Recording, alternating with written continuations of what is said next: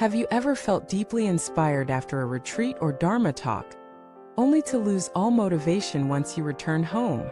Have you struggled to maintain your practice amidst household chores, family tensions, or work pressures? Welcome back to the channel. In today's video, we'll explore one of the most frustrating obstacles in modern spiritual life: why it's so hard to practice at home. Why is it that the same mantra or meditation that felt powerful in the temple feels dry and lifeless at the kitchen table?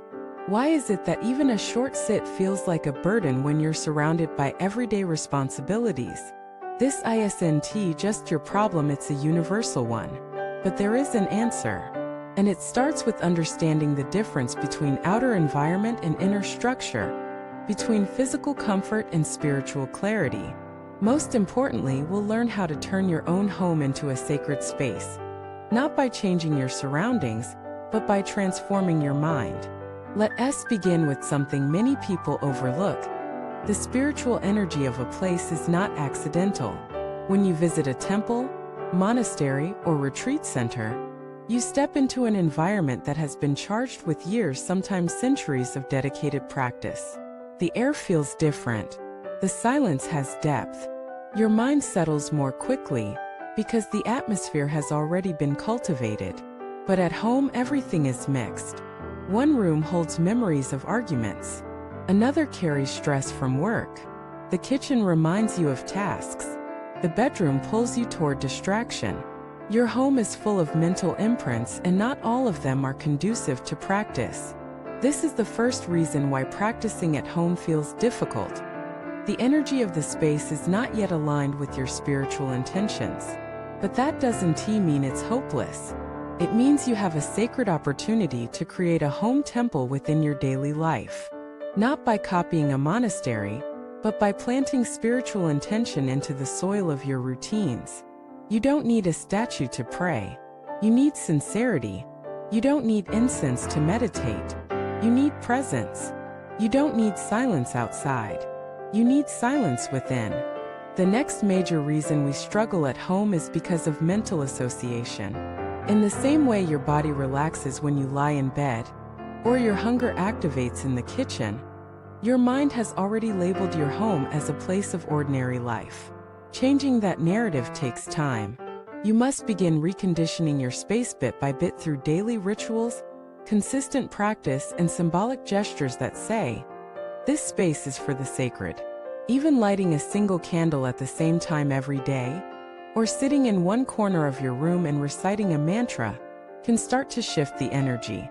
The key is not volume, it's consistency. Another challenge is fragmentation. At home, life is not divided neatly into sacred and mundane. You're folding laundry one moment, then responding to emails, then trying to meditate. This constant switching drains your spiritual energy. That's why ancient traditions emphasized rhythm. Monastics follow a schedule. The day has flow. That rhythm creates focus. At home, you must create your own rhythm, not rigid, but deliberate. Can you wake up 15 minutes earlier and offer your first thoughts to your practice?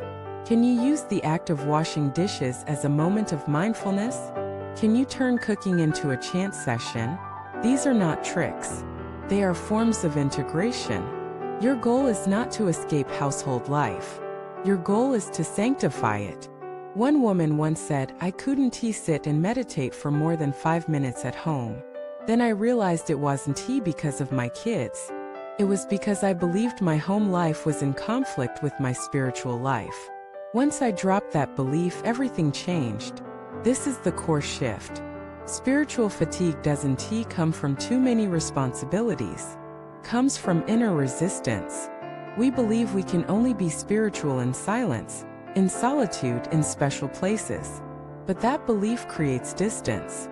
Real spirituality is not fragile. It doesn't depend on conditions. It adapts. It grows in concrete and in soil. It survives noise, mess, and interruptions because it's rooted in the heart, not the calendar. Let us go deeper. Fatigue often arises from expectation. We want our practice to feel a certain way. We chase peace, clarity, energy. But home life is unpredictable.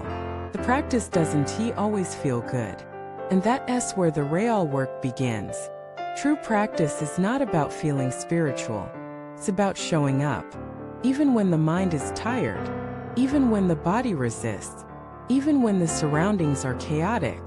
Each time you practice in such moments, you build what ancient masters called unmoving strength.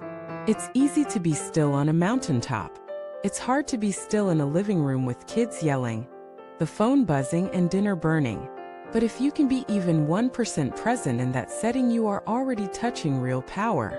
There's a story of a householder who asked a great teacher, "Do I have to leave my family to awaken?" The teacher replied, "No. You have to leave your excuses. Let that sink in. You are not too busy. You are not too distracted. You are not too ordinary. You are not too late. What you need is not escape, it's engagement. What you need is not more time, it's more clarity. Clarity that your home is your temple. Clarity that your life is your path. Clarity that every obstacle is your teacher." From this space, fatigue transforms into fuel. The crying baby becomes your bell of mindfulness. The argument becomes your mirror. The exhaustion becomes your prayer. This is what the great householders of the past discovered. They didn't wait for the perfect moment, they made every moment sacred. You can too. Thank you for watching this video. If you've been struggling to stay motivated in your home practice, share your experience in the comments. What helps you stay connected? What blocks you? Let us support each other in building homes that breathe with the sacred. Don't forget to subscribe, like, and pass this video along to any friend or family member balancing spiritual life with household demands. You don't have to choose between being spiritual and being present at home. You can be both. You already are. We'll see you in the next video.